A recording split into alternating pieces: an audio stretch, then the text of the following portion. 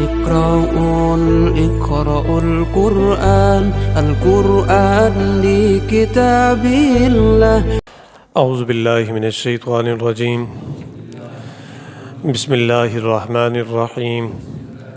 اذا السماء انفطرت واذا الكواكب انتثرت واذا البحار سجرت واذا البحار فجرت واذا القبور بعثرت علمت نفس ما قدمت واخرت. یا ایہا الانسان ما غرک بربک الکریم الذی خلقک فسواک فعدلک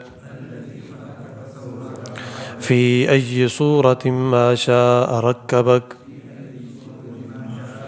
کلا بل تکذبون بالدین وإن علیکم لحافظین کراما کاتبین يعلمون ما تفعلون إن الأبرار لفي نعيم وإن الفجار لفي جحيم يصلونها يوم الدين وما هم عنها بغائبين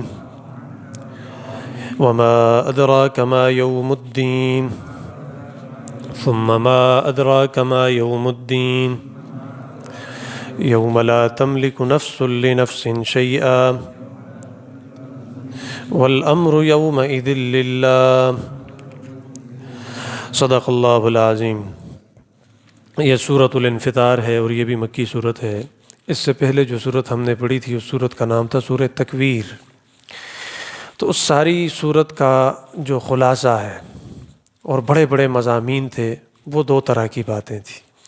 ایک تو قیامت کی منظر کشی کی گئی تھی کہ قیامت کیسے ہوگی، قیامت سے پہلے کیا ہوگا اور جب قیامت ہو جائے گی پھر اس کے بعد کیا ہوگا، کیونکہ دو بڑے واقعے ہوں گے نا جب قیامت ہوگی. ایک کو نفخ اولا کہتے ہیں، پہلی مرتبہ سور پھونکنا. اس کے بعد کیا ہوگا، 6 باتیں وہاں پر ہم نے پڑھی تھی کہ پہلی دفعہ سور جب پھونکا جائے گا تو اس کے بعد 6 واقعات رونما ہوں گے. پھر اس کے بعد دوسری مرتبہ سور پھونکا جائے گا کہ وہ سارے جو پہلی دفعہ سور پھونکنے کے ساتھ مر گئے تھے اب دوبارہ زندہ ہوں گے. تو 6 واقعات اس کے بعد واقع ہوں گے، رونما ہوں گے. تو اس طرح قیامت کا کچھ نقشہ پیش کیا کہ سورج جب بے نور ہو جائے گا، چاند اور ستارے ٹوٹ کر جب گر پڑیں گے اور پہاڑ چلنے لگیں گے اور یہ ہوگا اور یہ ہوگا. وہ ساری باتیں آپ پڑھ چکے. اور دوسری بات ہم نے وہاں پر یہ پڑھی کہ یہ ساری باتیں ہمیں کیسے پتہ چلی کہ قیامت ہوگی اور ایسے ایسے ہوگی. یہ ہمیں قرآن مجید سے پتہ چلی. اور قرآن مجید ہم تک کیسے پہنچا، یہ 3 واسطوں سے پہنچا. وہ 3 واسطے کون سے تھے، کل کے سبق میں ہم نے ان کے متعلق بھی پڑھ لیا. پہلا واسطہ ہے جناب حضرت جبریل کا کہ وہ اللہ سے اللہ کا پیغام لے کے جناب رسول پاک صلی اللہ علیہ وسلم کے قلب اطہر تک وہاں سے لاتے تھے اور یہاں لا کے سناتے تھے، حضرت کو بتاتے تھے، پہنچاتے تھے حضرت تک. تو پہلا واسطہ ہے حضرت جبریل اور دوسرا واسطہ ہے جناب نبی کریم صلی اللہ علیہ وسلم کہ آپ صلی اللہ علیہ وسلم نے پھر امت کو بتایا. پھر آپ صلی اللہ علیہ وسلم کی بقیہ امت، میں اور آپ اور قیامت تک آنے والے سارے لوگ، ہم تک کیسے پہنچے گا، اس کے لیے تیسرا واسطہ ہے علماء کا. تو یہ 3 واسطے، ان 3 واسطوں سے متعلق ہم نے پڑھا. پھر آخر میں اللہ نے دعوت فکر دی کہ جو لوگ قرآن سے روٹھ چکے ہیں، قرآن سے ٹوٹ چکے ہیں، قرآن سے اپنا تعلق انہوں نے کاٹ دیا ہے، ناطہ اپنا توڑ دیا ہے، تو اللہ انہیں دعوت دیتے ہیں، دعوت فکر دیتے ہیں کہ دوبارہ سے آ جاؤ اور قرآن کو اپنے سینے کے ساتھ لگا دو، قرآن پر عمل کرو، خود بھی پڑھو، اپنے بچوں کو بھی پڑھاؤ، اولادوں کو پڑھاؤ، اپنے گھروں میں قرآن کی تعلیم عام کرو، چھوٹے بڑے سارے پڑھو. فَأَيْنَ تَذْهَبُونَ، تم کہاں جاتے ہو اس قرآن کو چھوڑ کے.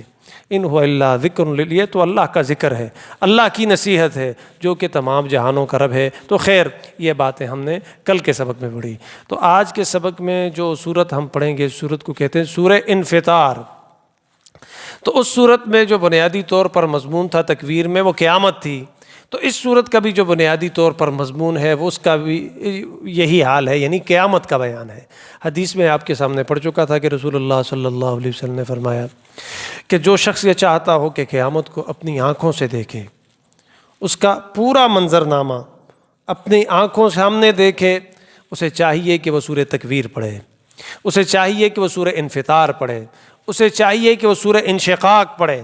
جب یہ پڑھے گا تو قیامت اس کے سامنے واضح ہو جائے گی۔ تو اس صورت میں بھی قیامت کا بیان ہے، اور یہ 82 نمبر پر نازل ہوئی۔ اس سے پہلے 81 صورتیں نازل ہو چکی تھی، 19 آیات ہیں، ایک ہی رکوع ہے صورت میں۔ قیامت سے متعلق باتیں ہوں گی، اور اسی طرح قیامت کے جو متعلقات ہیں ان سے متعلق کچھ باتیں ہوں گی۔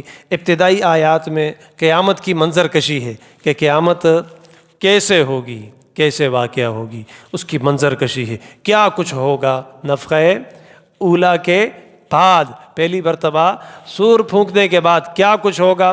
3 واقعات ہیں۔ پھر اس کے بعد دوسری مرتبہ جو سور پھونکی جاتی ہے نفخہ ثانیہ، اس کے بعد ایک واقعہ ہوگا، اس واقعے کا بیان ہے۔ پھر اللہ پاک اپنے سے روٹھے ہوئے بندوں کو دوبارہ اپنے ساتھ صلح کرنے کی دعوت دیتے ہیں۔ دیکھیں کتنا کریم رب ہے کہ سمیت ہمارے گناہوں کے ہمیں پھر بھی اپنا بندہ کہتا ہے، دوبارہ پھر اپنے پاس بلانے کے لیے طرح طرح کے بہانے ڈھونڈتا ہے کہ کوئی میرے پاس آ جائے۔ تو اللہ نے اسی طرح کے ایک انداز اپنایا ہے کہ مجھ سے روٹھے ہوئے میرے بندوں، اگرچہ گنہگار ہو، سیاکار ہو، خطا کار ہو، تم قصوروار ہو، بہت ساری غلطیاں ہیں، خامیاں ہیں، اور تمہاری بدماشیاں ہیں، اور تمہاری اکڑ خانیاں ہیں، سمیت اس سب کے پھر بھی میرے بندو تمہیں مجھ رب کے بارے میں کس نے بدگمان کر دیا، کس نے دھوکے میں ڈال دیا، دوبارہ سے آؤ، مجھ رب کے ساتھ صلح کر دو، اور میں ایسی صلح کر دوں گا کہ کبھی تمہیں تانا نہیں دوں گا کہ تم نے یہ گناہ کیا تھا، یہ خطا کی تھی، یہ قصور کیا تھا، اور تم سے یہ غلطی ہوئی تھی، یہ نہیں کہوں گا، بلکہ سارے کے سارے گناہوں پر میں معافی کے اور عفو کے اور درگزر کے قلم پھیر دوں گا، اور تمہیں اپنے مقربین میں، اپنے قریبی بندوں میں شامل کر دوں گا۔ تو اس طرح کی ایک دعوت ہے اللہ نے دی ہے۔ پھر اللہ نے انسان کی ذرا آنکھیں بھی کھولی ہیں کہ یہ انسان کہ جو اتنا اکڑ جاتا ہے کہ وہ اللہ کے سامنے بھی پھر اکڑتا ہے، اللہ کے سامنے بھی بدماشی کرتا ہے، تو اللہ کہتے ہیں انسان تم ذرا اپنی تخلیق پہ غور کرو نا، تمہیں کس نے بنایا ہے اور کیسا بنایا ہے اور کتنا عجیب بنایا ہے، اپنی تخلیق پہ غور کرو، اور یہ نہ سمجھنا کہ تمہیں بیکار بنا دیا ہے، بلکہ تمہیں بنانے کا ایک مقصد ہے۔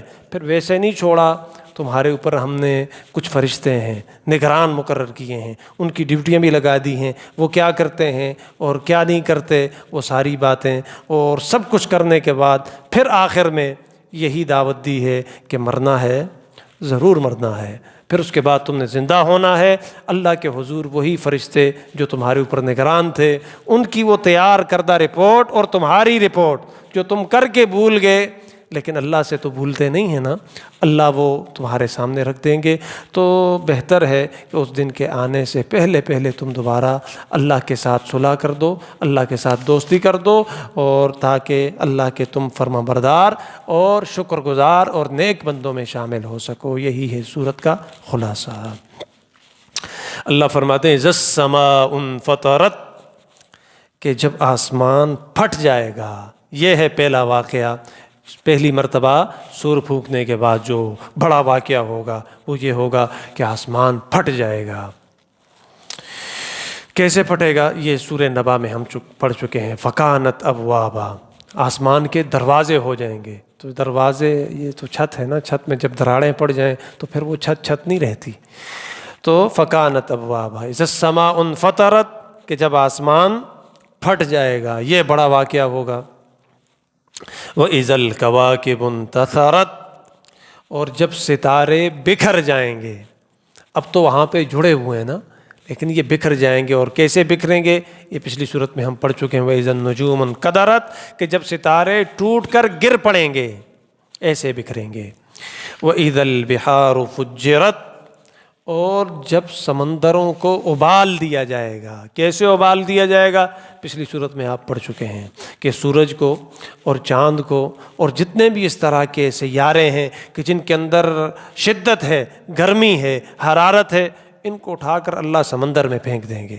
جب سمندر میں پھینکیں گے، ٹھیک ہے، سمندر بہت بڑی چیز ہے، دنیا کی اگر 4 حصے ہیں، یعنی 3 حصوں پر سمندر ہے، صرف ایک حصہ ایک حصہ ایسا ہے کہ جس کے اوپر یہ پوری آبادی ہے، یہ سارے ملک ہیں آباد ہیں، اس میں چائنا بھی ہے، اس میں انڈیا بھی ہے، اور اس میں روس بھی ہے، کیا سے کیا ہے کہ آدمی بوڑھا ہو جاتا ہے لیکن پوری دنیا گھوم نہیں سکتا۔ تو یہ صرف ایک حصہ ہے، 3 حصوں پر پانی ہے، لیکن اس کا یہ مطلب نہیں کہ یہ پانی اتنا زیادہ ہے کہ یہ سورج سے بھی بڑا ہے۔ سورج بہت بڑی مخلوق ہے، تو اس سورج کو اور اسی طرح اور جو سیارے ہیں کہ جو حرارت دیتے ہیں، گرمی دیتے ہیں، ان کو اٹھا کر اللہ پھینک دیں گے، اور یہ حدیث میں آیا ہے وَإِذَا الْبِحَارُ فُجِّرَتْ، جب سمندروں کو ابال دیا جائے گا، تو گرم چیز پانی میں ڈالو تو پانی ابلتا ہے نا، تو سمندر ابل پڑیں گے۔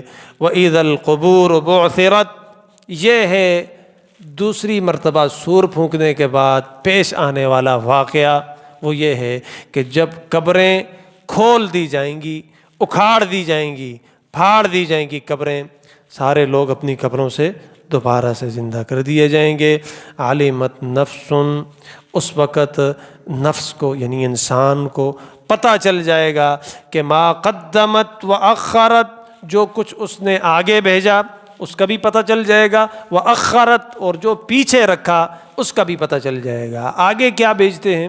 آگے بھیجنے کا مطلب یہ ہے کہ وہ اعمال کہ جو انسان اپنے لیے کرتا ہے، نماز، روزہ، زکوٰۃ، حج، نوافل، عطیات، خیرات، بھلائی کے کام، رفائی کام، یہ سارے کام جو اپنے لیے آدمی کرتا ہے، اور ما قدمت، اسے پتہ چل جائے گا نیکی کے کام، اور اسی طرح برائیوں کے جتنے کام ہیں، جھوٹ بولا، غیبت کی، بدکاری کی، فحاشی کی، اس طرح اور جتنے مرداری والے کام ہیں، سارے غلط کام، تو ما قدمت، جو اس نے آگے بھیجے اپنے ہاتھوں کے ذریعے سے، تو اس وقت انسان کو پتہ چل جائے گا ان اعمال کا۔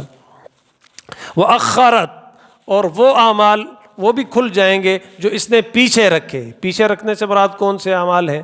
اس سے مراد وہ اعمال ہیں کہ جو آدمی خود تو مر جاتا ہے لیکن پیچھے اس کا ایک اکاؤنٹ کھلا ہوتا ہے۔ اس میں بھی 2 طرح کے اعمال ہیں، ایک ہے نیک اعمال، ایک ہے برے اعمال۔ نیک اعمال سے مراد یہ ہے کہ صدقہ جاریہ، نیک اولاد، کہ اپنی اولاد میں سے اس نے کسی کو دین پڑھا دیا، یا دین نہیں پڑھایا، دین پر چلنا سکھا دیا۔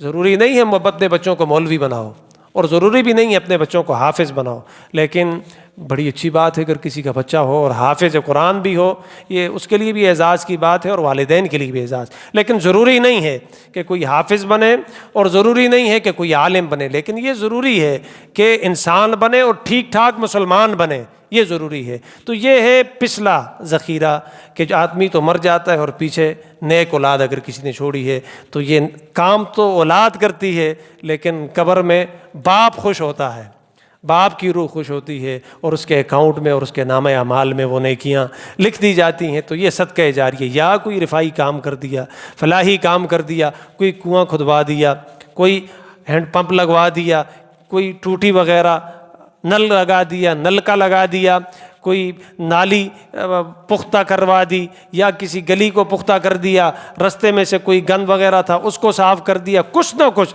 رفائی کام، فلاحی کام، یہ ہر طرح کا آپ سمجھتے ہیں اس کو کہ اس سے مراد کیا ہے۔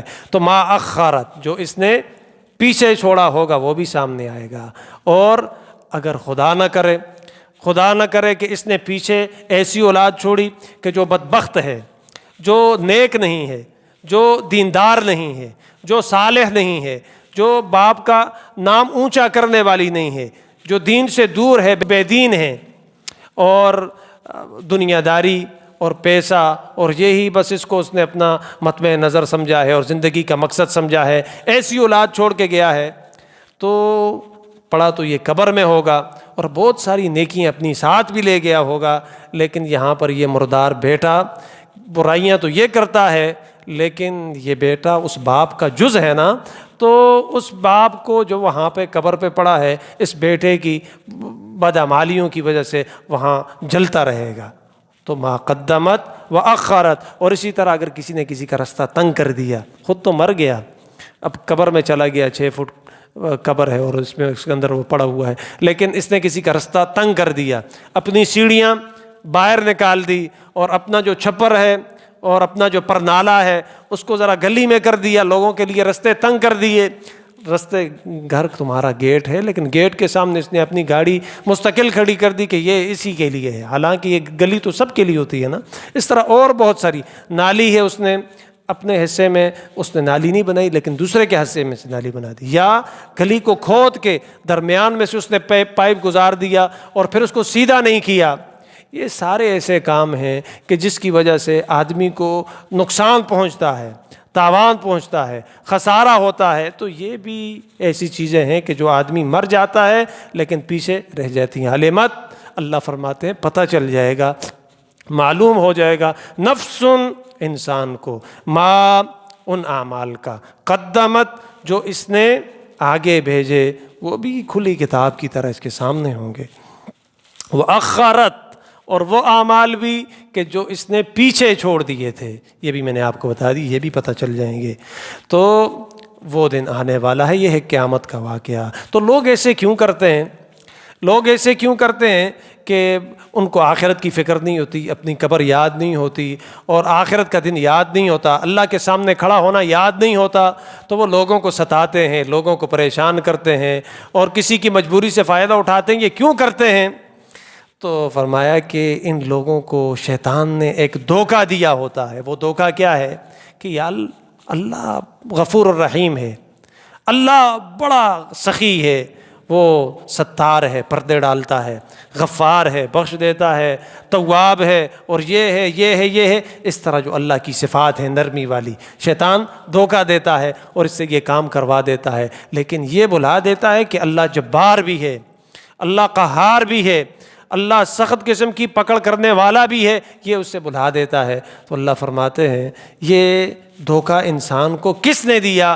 کہ اللہ صرف کریم ہے لیکن اللہ جبار نہیں ہے، اللہ قہار نہیں ہے، اللہ مضبوط قسم کی پکڑ کرنے والا۔ یہ کس نے سمجھا دیا انسان کو؟ اگلی آیتوں میں اس کا بیان ہے۔ ایک مطلب تو یہ ہے، دوسرا مطلب یہ ہے کہ انسان سب کچھ یہ کرتا ہے اس لیے کہ وہ اللہ کی دی ہوئی نعمتوں سے غلط فائدہ لیتا ہے۔ اس کو مال دیا، دولت دی، اس کو جان دی، قوت دی، سب کچھ دیا، اللہ نے دیا، لیکن یہ بھول جاتا ہے اللہ کو، اور تو ساروں کو یاد کرتا ہے، اپنے محسنین کو، اللہ کو یاد نہیں کرتا۔ تو اللہ ایسے انسان سے گلہ کرتے ہیں کہ انسان بنایا ہم نے تمہیں، پالا پوسا ہم نے تمہیں، پرورش کے لیے اسباب ہم نے مہیا کیے، ٹھکانے کے لیے جگہ ہم نے تمہیں دی، کھانے پینے کے لیے خوراک اور رزق اور روزی اور کاروبار ہم نے تمہیں دیا، خدمت کے لیے اولاد ہم نے تمہیں دی، لیکن تم اتنے بدبخت ہو کہ مجھ اللہ کو بھول گئے اور واسطوں کو تم یاد کرنے لگے، بڑا عجیب کرتے ہو۔ گلہ ہے، یہ دونوں باتیں اس میں ہو سکتی ہیں۔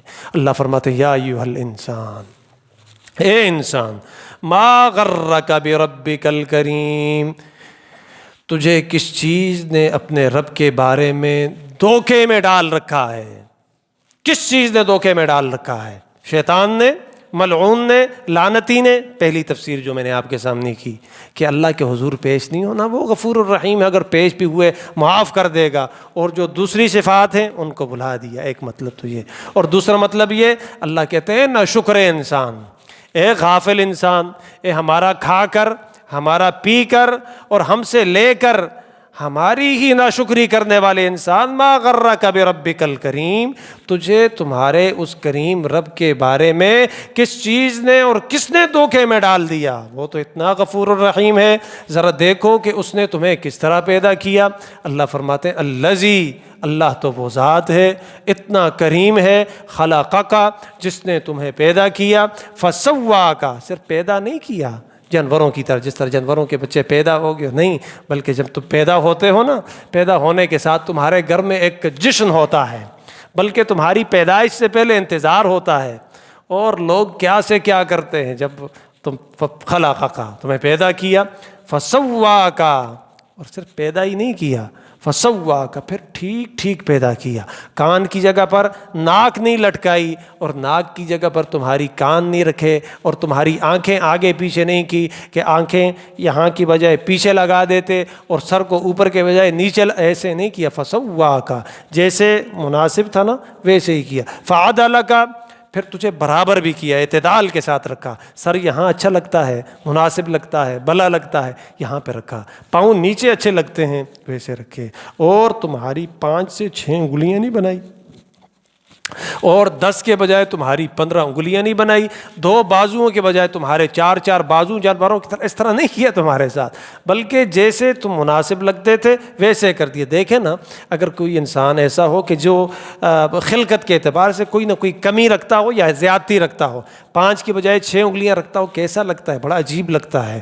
اور کسی کی 2 آنکھوں کی بجائے 1 آنکھ ہو، وہ کیسا لگتا ہے؟ اور کوئی ایسا ہو کہ کان کٹا ہو، تو آپ کو بڑا عجیب، لوگ نفرت کرتے ہیں، بعض لوگ تو بھاگ جاتے ہیں ایسے آدمی سے ڈر کی وجہ سے۔ تو فسواک، اللہ نے تمہیں ٹھیک ٹھیک پیدا کیا، فعدلک، اور تمہیں برابر بھی کیا، جیسا مناسب تھا ویسے رکھا۔ اگر تم اپنے خاندان میں جیسے تھے، اپنوں میں دیکھیں کتنا عجیب ہے، خاندان میں اتنا زیادہ تفاوت نہیں ہوتا، بچہ یا اپنے چاچا کی طرح، اپنے والد کی طرح لگتا ہے، یا اپنی والدہ کی طرح لگتا ہے، یا اپنے چچا کی طرح لگتا ہے، یا ماموں کی طرح لگتا ہے، یا خالہ کی طرح لگتا ہے، یا پھپھی کی طرح لگتا ہے، یا لیکن اپنے خاندان میں کسی نہ کسی کی طرح دادا دادی نانا نانی اپنے سرکل میں گھومتا رہتا ہے۔ فعدلک، اللہ نے برابر کیا، فی ای صورت ما شاء رکبک، پھر جس صورت میں اس نے چاہا نا تمہیں جوڑ دیا، کسی کو خوبصورت بنایا اور کسی کو بدصورت بنایا، کسی کو گورا اور کسی کو کالا بنایا، کسی کو پتلا اور کسی کو موٹا بنایا، کسی کو نیچا اور کسی کو اونچا بنایا۔ یہ سب کچھ بنانے والا، سب کچھ کرنے والا، مختلف صورتوں میں جوڑنے والا یہ صرف اللہ ہے، وہ کریم اللہ ہے۔ تو تم اتنے بدمعاش ہوگے کہ اسی اللہ کے نافرمان ہوگے۔ کلا بل تکذبون بالدین، اللہ فرماتے ہرگز ایسا نہیں ہے اور ایسا ہونا بھی نہیں چاہیے۔ بل تکذبون بالدین، بلکہ تم تو یوم الدین، سزا اور جزا کے دن کو جھٹلانے والے ہو۔ وہی انسان کہ جس کو ہم نے بنایا، ہم نے سب کچھ اس قابل بنایا، بولنے کے قابل ہم نے، بولتے نہیں، جب پیدا ہوتا ہے بچہ بولتا نہیں ہے، جب بولنے کے ہم نے قابل بنایا تو یہ اتنا بولنے لگا اور کہ اللہ کی ذات کے خلاف بولنے لگا، اور کہنے لگا مرنے کے بعد سزا اور جزا دا خبر پکی چار ہوستی تھی، تو یہ کس نے نکالا ہے، اور یہ فضول بات ہے۔ کلّا بل تو، ہرگز ایسا نہیں ہے اور ہونا بھی نہیں چاہیے۔ بل تکذبون بالدین، بلکہ تم تکذبون جٹلاتے ہو، بالدین، سزا اور جزا کے دن کو۔ وَإِنَّ عَلَيْكُمْ لَحَافِظِينَ، حالانکہ تمہیں پتہ ہے کہ تمہارے اوپر 2 محافظ ہیں، 2 نگران ہیں، اور یہ بات ہم سورہ قاف میں پڑھ چکے ہیں۔ وہ اس طرح ہے کہ عن الیمین وعن الشمال قعید، اللہ نے تمہاری دائیں جانب اور تمہاری بائیں جانب 2 فرشتے بٹھا دیے ہیں، دائیں جانب بھی بیٹھا ہے اور بائیں جانب بھی بیٹھا ہے، اور یہ دن میں بدلتے ہیں 2 ٹائم، میں نے آپ سے عرض کر دیا تھا، عصر کے وقت اور فجر کی نماز کے وقت یہ فرشتے وہاں سے تبدیل ہو جاتے ہیں۔ کس لیے بٹھائے ہیں؟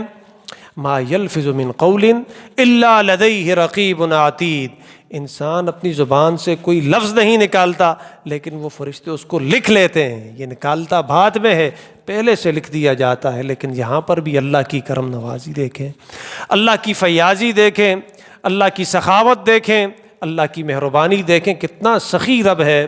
حدیث میں آتا ہے کہ یہ جو 2 فرشتے ہیں نا کرامن کاتبین، ان 2 فرشتوں میں سے ایک فرشتے کو اللہ نے افسر کا مقام دیا ہے، اور جو دوسرا ہے اس کو نوکر کا مقام دیا ہے۔ ایک ہے ماتحت اور ایک ہے اس کے اوپر افسر، ایک ہے نوکر اور دوسرا ہے اس کا آقا اور مالک۔ جو دائیں جانب بیٹھتا ہے نا یہ افسر ہے، اور جو بائیں جانب بیٹھتا ہے یہ نوکر ہے، اور اللہ نے یہ بائیں جانب بیٹھنے والے فرشتے کو اس دائیں جانب بیٹھنے والے فرشتے کا پابند بنایا ہے، نوکر اور ماتحت بنایا ہے۔ حدیث میں آتا ہے اس وقت تک یہ فرشتہ بائیں جانب والا برائیاں لکھنے والا نہیں لکھ سکتا جب تک اس کو دائیں جانب والا لکھنے کا نہ کہے۔ اور حدیث میں یہ بھی آتا ہے کہ اگر انسان کسی چیز کا ارادہ کر دے، کرے نا، ارادہ کر دے، نیت کر لے اور کرے نا عملاً وہ کام، فرشتہ وہ بھی لکھ دیتا ہے۔ اچھا، فرشتے کو کیسے پتہ چلا؟ نیت تو دل سے ہوتی ہے نا، تو فرشتے کو کیسے پتہ چلا کہ یہ کام کرنے والا ہے؟ حدیث میں آتا ہے رسول اللہ صلی اللہ علیہ وسلم نے فرمایا کہ جب کوئی آدمی نیکی کا کام کرتا ہے تو اس کے دل سے ایک خوشبو نکلتی ہے، ریحۃ طیبۃ، تو فرشتے، ان کی خوراک تو خوشبو ہے نا، وہ سمجھ جاتے ہیں کہ اس نے نیکی کا ارادہ کیا ہے، وہاں درج ہو جاتا ہے کہ یہ شخص فلاں نیکی ابھی کی نہیں ہے اور پتہ نہیں شاید یہ کرے بھی نہ، لیکن اللہ مہربان اتنا ہے فرشتے لکھ دیتے ہیں۔ اور اگر کسی برائی کا ارادہ کرتا ہے، حدیث میں آتا ہے ریحۃ کریحۃ، ایک بدبو سی ایک نکلتی ہے، بو نکلتی ہے کہ جو مکروہ ہوتی ہے، ناپسندیدہ ہوتی ہے، فرشتے سمجھ جاتے ہیں کہ یہ برائی کا کام، لیکن یہ برائی والا تب لکھے کہ اس کو لکھنے والا حکم تو دے نا، یہ کہتا ہے ابھی نہ لکھو، اچھا کیا کروں، ابھی نہ لکھو، ابھی نہ لکھو، ابھی نہ لکھوں، ہاں کب لکھوں، کرتے کرتے کرتے کرتے عصر کا وقت ہو جاتا ہے یا صبح کا وقت، ان کی تبدیلی کا وقت، جب تبدیلی کا وقت ہوتا ہے یہ تو لازمی بات ہے نا، پھر یہ اپنا جتنا بھی حساب وغیرہ یہ بائنڈ اپ کرتے ہیں، اس کو بند کرتے ہیں اور پھر چلے جاتے ہیں۔ تو جب حساب و کتاب، اتنا زیادہ صبر کرنا، اتنا زیادہ کسی کے انتظار کرنا، اتنی زیادہ کسی پر مہربانی کرنا کہ کسی کا کچھ ہو بھی نہ پھر بھی وہ دیتا رہے اور مسلسل دیتا رہے۔ کتنی نافرمانیاں کرتے ہیں ہم اللہ کی جس کا کوئی اعداد و شمار نہیں ہے، گن نہیں سکتے۔ انسان کا ایک ایک بال، بلکہ بال تو بہت بڑی چیز ہے، اس کے جسم کا ایک ایک رواں، ایک ایک رونگٹا، وہ بال کے جو نظر نہیں آتا کھڑا ہو جاتا ہے جسم کے اوپر، وہ بھی اللہ کا مجرم ہے۔ اللہ کی نعمتوں کا ہم شکر ادا نہیں کر سکتے، لیکن اللہ پھر بھی مہربانی، پھر مہربانی، پھر مہربانی، پھر مہربانی۔ کتنا سخی اللہ ہے، کتنا غنی اللہ ہے، کتنا فیاض اللہ ہے، کتنا جواد اللہ ہے۔ اللہ اکبر، اللہ اللہ اللہ ہے، لیکن انسان بڑا بدبخت ہے، انسان جاہل ہے، انسان ناشکرا ہے، انسان اللہ کا نافرمان ہے، وہ اللہ کا بندہ بنتا نہیں ہے۔ اگر اللہ کا بندہ بن جائے، حدیث میں آتا ہے نا کہ جب آدمی نماز کے لیے کھڑا ہوتا ہے نا قبلہ رخ ہو کر، آپ کو پتہ ہے یہ قبلہ رخ ہو کر ہم کیوں کھڑے ہوتے ہیں؟ شریعت کا حکم ہے نا کہ قبلہ رخ ہو کر نماز کے فرائض میں سے ہے نا کہ قبلہ رخ ہو کر جگہ کا پاک ہونا، کپڑوں کا پاک ہونا، وقت کا داخل ہونا، یہ نماز کے فرائض میں سے۔ تو اس کے اندر حکمت کیا ہے؟ شاہ ولی اللہ محدث دہلوی نے لکھا ہے کہ اس کے اندر حکمت یہ ہے کہ جب آدمی قبلہ رخ ہوتا ہے تو اس کا جو چہرہ ہے نا، اللہ کا جو چہرہ ہے اس کی شان کے مناسب، اللہ کی شان کے مناسب یہ اللہ کے چہرے کی طرف اس کا چہرہ ہو جاتا ہے۔ اور جیسے ہی یہ سلام پھیرتا ہے تو آواز آتی ہے، لیکن انسان سن نہیں سکتے، یہ جو کرامن کاتبین فرشتے یا اور مخلوقات ہیں وہ سنتے ہیں۔ پھر اللہ اس بندے سے کہتے ہیں کہ اب دوبارہ کب آؤ گے کہ میری اور تمہاری ملاقات ہو جائے، آمنا اور سامنا ہو جائے۔ اللہ کتنا مہربان ہے کہ وہ اپنے بندوں کا مشتاق رہتا ہے، انتظار میں رہتا ہے کہ یہ میرے سامنے آئے اور میں اس سے باتیں کروں، راز و نیاز کی باتیں ہوں، کیونکہ ہم اللہ کی مخلوق ہیں اور اللہ ہمارا خالق ہے۔ تو بنانے والے کو اپنی بنائی ہوئی چیز پر ناز ہوتا ہے، فخر ہوتا ہے۔ آپ یہ ترکھانوں سے، لوہاروں سے، اور آپ حضرات جو اپنے ہاتھ سے بناتے ہیں نا، زیورات بناتے ہیں، یہ چیزیں بناتے ہیں، اگر کوئی شاہکار بن جائے، عجیب چیز بن جائے، تو آدمی اپنے کپڑوں کے اندر نہیں آتا کہ یار یہ میری بنائی ہوئی چیز، میری بنائی ہوئی چیز، اور میری بنائی ہوئی چیز کے جس کے چرچے ہو گئے۔ تو کیا اللہ اپنی بنائی ہوئی چیز اور ایسی چیز کہ جس کو خود خدا بنائے اور اس پر خود خدا فخر بھی کرے، لقد خلقنا الانسان فی احسن تقویم، بنائی تو میں نے بہت ساری چیزیں ہیں، یہ سورج بھی میرا بنایا ہوا، یہ آسمان بھی میرا کھڑا کیا ہوا، یہ زمین بھی میری بچھائی ہوئی، یہ پہاڑ بھی میرے گھاڑے ہوئے، یہ سمندر بھی میرے بہائے ہوئے کہ جو رواں دواں ہیں اور کب تک یہ چلتے رہیں گے۔ لیکن ان ساری چیزوں میں سے جو سب سے بہترین چیز ہے کہ جس کو میں رب خود بنا کر خود جس چیز پر فخر کرتا ہوں وہ ہے حضرت انسان۔ لیکن انسان ہے کہ بدبخت ہے، وہ سب سے پیار کرتا ہے، اللہ سے پیار نہیں کرتا۔ وہ سارے لوگوں کے شکریہ ادا کرتا ہے لیکن اللہ کے شکریہ ادا نہیں کرتا۔ ہمارے بیٹے کی شادی میں کوئی آ جائے تو ہم اس کا شکریہ ادا کرنے کے لیے الفاظ ڈھونڈتے ہیں، لیکن اللہ کا شکریہ ہم صرف زبانی جمع خرچ، بس یا اللہ استا شکر دے استا مہربانی دے استا کرم دے دا سے دے پتہ بھی نہیں ہے کہ ہم کیا کہتے ہیں اللہ سے۔ حالانکہ اللہ کا شکرانہ ادا لوگوں نے اس طرح کیا ہے، پھر اللہ نے انہیں بادشاہت عطا کی۔ حضرت داؤد کے بارے میں ہم پڑھ چکے، حضرت داؤد نے اپنے گھر والوں کی ڈیوٹی لگائی تھی، ان کے گھر میں 24 گھنٹوں میں کوئی ایسا لمحہ اور لحظہ نہیں گزرتا تھا کہ جس میں اللہ کا شکر نہ ادا ہوتا ہو۔ کچھ اٹھتے تھے، کچھ بیٹھتے تھے، کچھ سوتے تھے اور کچھ جاگتے تھے کہ جو اللہ کا شکر ادا کرتے رہیں۔ لیکن ہم ہیں کہ پتہ ہی نہیں ہے، کھاتے پیتے اللہ کا، لیتے اللہ سے، لیکن اللہ کا شکریہ نہیں ہے۔ لوگوں کی تعریفوں کے ہم نے پل باندھ لیے ہیں، اور اتنی تعریفیں کہ جس کا کوئی احساس نہیں ہے، جس کا کوئی اندازہ نہیں ہے۔ تو اللہ کی تعریف کریں، اور اس طرح کہ جس طرح اس کی تعریف کا حق ہے، پھر آخر میں عاجزی کا اظہار کریں، جس طرح رسول اللہ صلی اللہ علیہ وسلم فرماتے تھے۔ حضرت جب دعا کرتے تھے نا، تو اس کے بعد آپ صلی اللہ علیہ وسلم کہتے تھے اللہم لا احصی ثناء علیک انت کما اثنیت علی نفسک۔ یا اللہ میں آپ کی تعریف نہیں کر سکتا، آپ نے اپنی تعریف جس طرح کی نا، وہی تعریف آپ کی شان کے لائق اور مناسب ہے۔ میں آپ کی تعریف کرنے سے عاجز ہوں، قاصر ہوں، عاری ہوں، میں نہیں کر سکتا آپ کی تعریف۔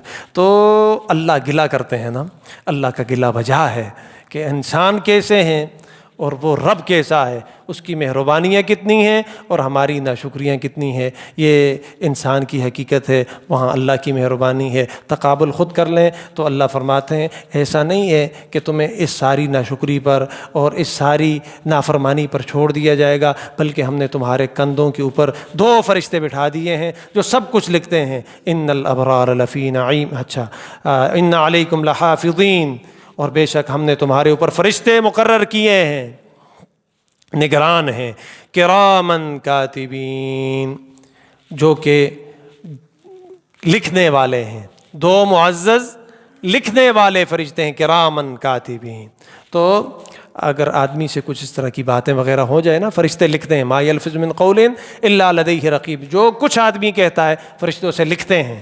تو اس لیے آپ صلی اللہ علیہ وسلم کا معمول تھا کہ حضرت جب بھی اٹھا کرتے تھے، محفل کو برخاست کرتے تھے، ختم کرتے تھے، تو ختم کرنے سے پہلے آپ صلی اللہ علیہ وسلم جب محفل چھوڑتے، اس سے قبل رسول اللہ صلی اللہ علیہ وسلم کچھ جملے ارشاد فرمایا کرتے تھے، سبحانک اللہم و بحمدک لک الحمد علی، سبحانک اللہم و بحمدک، سنگا سبحانک اللہم و بحمدک اشہد ان لا الہ الا انت استغفرک و اتوب الیک۔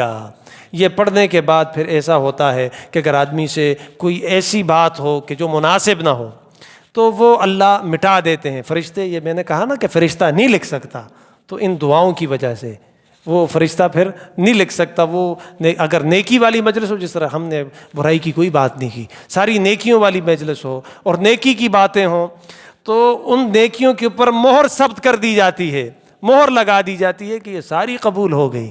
اور جس کے بارے میں اللہ کہہ دے یا اللہ کا نبی کہہ دے کہ یہ قبول ہو گئی، یہ مقبول ہے، مردود نہیں ہے، انہیں رد نہیں کیا جائے گا، واپس نہیں بھیجا جائے گا، یہی نیکیاں آدمی کی نجات کی ضامن ہوتی ہیں اور جنت میں داخل کروانے کا ذریعہ ہوتی ہیں۔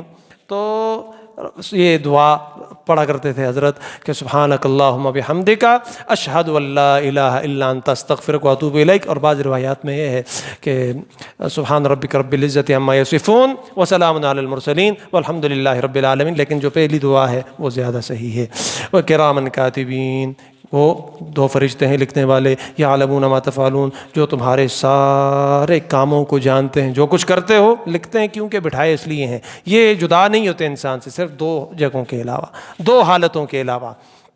ایک حالت وہ ہے کہ جب آدمی قضائے حاجت کے لیے جاتا ہے واش روم کو، تو پھر یہ وہاں پہ نہیں ہوتے، لیکن نگرانی پھر بھی رہتی ہے، براہ راست اس کے کندھوں پہ نہیں ہوتے، لیکن پھر بھی رہتے ہیں اس کے اوپر۔ اور دوسری جگہ اور دوسرا مقام وہ ہے کہ جہاں پر انسان جب اپنی گھر والوں کے ساتھ محو خواب ہوتا ہے اور ان کے ساتھ ہوتا ہے، تو اس وقت بھی یہ فرشتے ساتھ نہیں ہوتے، لیکن نگرانی ہوتی ہے حیا کے طور پر۔ پاک مخلوق ہے نا. ان الابرار لفی نعیم، یقین رکھو کہ نیک لوگوں کے لیے بہت بڑی بڑی نعمتیں ہیں. وہ نعمتیں آپ پڑھتے آ رہے ہیں، انشاءاللہ آگے پھر پڑھیں گے. وان الفجار لفی جحیم، اور جو فجار ہیں، بدکار ہیں، ان کے لیے جہنم ہوگی. یصلونہا یوم الدین، اور وہ اس میں سزا اور جزا کے دن داخل ہوں گے. سزا اور جزا کا دن قیامت کا دن. وما ہم عنہا بغائبین، اور وہ اس سے غائب بھی نہیں ہوں گے. کس سے؟ اللہ سے. کیونکہ ایسے نہیں ہو سکتا نا قیامت والے دن کہ کوئی کہے کہ میں جنگل میں چلا جاؤں گا، میں مفرور ہو جاؤں گا، میں چھپ جاؤں گا، میں کسی ملک صاحب، خان صاحب اور چودھری صاحب کے ڈیرے میں جا کر پناہ لے لوں گا، اس کے حجرے میں چھپ جاؤں گا. نہیں، ایسے نہیں. وما ہم عنہا بغائبین، وہاں پہ کوئی چھپ نہیں سکتا. وما ادراک ما یوم الدین، اور تمہیں کیا خبر ہے کہ وہ یوم الدین کیا ہے، سزا اور جزا کا دن کیا ہے، تمہیں کیا پتہ ہے؟ ثم ما ادراک ما یوم الدین، ہاں تمہیں نہیں پتہ، پھر تمہیں نہیں پتہ. اللہ فرماتا تمہیں بالکل پتہ نہیں ہے کہ وہ دن کیسا ہے، اس دن کی ہیبت کتنی ہے، جلال کتنا ہے، اور اللہ کی شان، اور اس دن اللہ کا رعب اور دبدبہ کس طرح ہوگا، اور مخلوق اللہ کے سامنے کس طرح عاجز کھڑی ہو. بڑے بڑے پیغمبر، اولو العزم پیغمبر، یہ حدیث میں پہلے بھی سنا چکا ہوں، اور پھر انشاءاللہ تفصیل کے ساتھ پھر کبھی پڑھیں گے کہ بڑے بڑے پیغمبر کہ وہ اللہ کی بارگاہ میں اس طرح سر جھکائے ہوئے. امتی آئیں گے، اللہ سے کہیں نا کیا حساب و کتاب شروع کر دیں. ہر نبی یہ کہے گا کہ میں تو نہیں کہہ سکتا، میں تو نہیں کہہ سکتا، میں تو نہیں کہہ سکتا، میں تو نہیں کہہ سکتا. ایک پیغمبر دوسرے کے دروازے پہ، دوسرا تیسرے کے دروازے کے، تیسرا چوتھے، کرتے کرتے کرتے رسول اللہ صلی اللہ علیہ وسلم کے دروازے پہ، اور رسول اللہ صلی اللہ علیہ وسلم فرمائیں گے امتی امتی. لیکن اللہ سے کہیں گے کہ اللہ حساب و کتاب شروع کریں. اللہ کہیں گے کوئی لاؤ نا، کوئی لاؤ کہ جس کا ہم حساب و کتاب تو کریں نا. کوئی بندہ تو ہو نا کہ جس کو سامنے رکھو اس کا حساب و کتاب. روایات میں آتا ہے.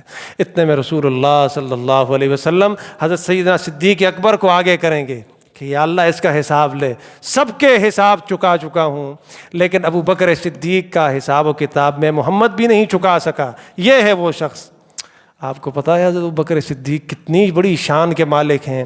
یہ میں پہلے بھی بیان کر چکا ہوں. جب رسول اللہ صلی اللہ علیہ وسلم نے غزوہ تبوک کے موقع پر اعلان کیا کہ چندہ لاؤ، پھر لاؤ، پھر لاؤ، پھر لاؤ، چوتھی مرتبہ جب اعلان ہوا، سب کچھ آپ صلی اللہ علیہ وسلم کے قدموں میں ڈھیر کر چکے تھے، کچھ بھی نہیں چھوڑا تھا. حضرت عائشہ فرماتی ہیں کہ میرے والد گھر میں آئے اور دیوار کے اوپر اس طرح ہاتھ پھیر رہے ہیں. میں نے پوچھا کہ کیا دیکھتے ہو بابا جان؟ حضرت ابوبکر صدیق فرمانے لگے کہ عائشہ میں نے یہاں پر ایک سوئی لٹکائی تھی، وہ سوئی رہ چکی ہے، وہاں سے رسول اللہ کا چوتھی مرتبہ اعلان ہو رہا ہے کہ کچھ لاؤ، اور میں کہیں گنہگار نہ ہو جاؤں اور رسول اللہ صلی اللہ علیہ وسلم کے حکم پر لبیک نہ کہنے والوں میں میرا نام نہ ہو جائے. وہ سوئی بھی اٹھا کر دے دی. اور حدیث میں اور سیرت کی کتابوں میں یہ بھی لکھا ہے کہ پھر ایسا ہوا کہ جو بدن کے اوپر ان کا وہ تھا نا لباس تھا، کپڑا، آخر میں گئے اسے بھی فروخت کر دیا، بیچ دیا، اور ایک معمولی سی ہلکی سی ٹاٹ وہ اپنے جسم کے اوپر لپیٹ دی، اور پھر رسول اللہ صلی اللہ علیہ وسلم کی خدمت میں حاضر ہوئے، جس میں بٹن بھی نہیں تھے کہ جس کے ذریعے سے وہ بند کرتے. ببول ایک درخت ہے جس کی مسواک ہوتی ہے، تو اس کے کانٹے بٹنوں کی جگہ پر یہ کاج وغیرہ جو ہوتے ہیں یہاں پہ لگائے ہوئے رسول اللہ صلی اللہ علیہ وسلم کی خدمت میں آئے اور کہنے لگے کہ اللہ کے رسول جو کچھ تھا آپ کے سامنے ہم نے لا کر رکھ دیا، اور گھر کے لیے کیا چھوڑا ہے، گھر کے لیے اللہ اور اس کا رسول کافی ہے.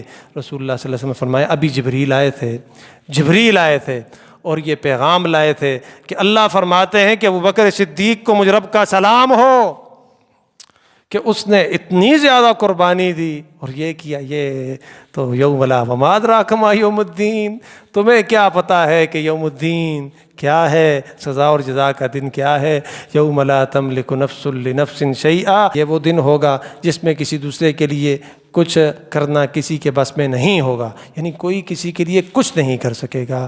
والامر یومئذ للہ، اور اس دن تمام تر احکامات اللہ ہی کی طرف سے صادر ہوں گی، اور اللہ فرمائے گا لمن الملک اليوم، کون ہے آج کے دن بادشاہ؟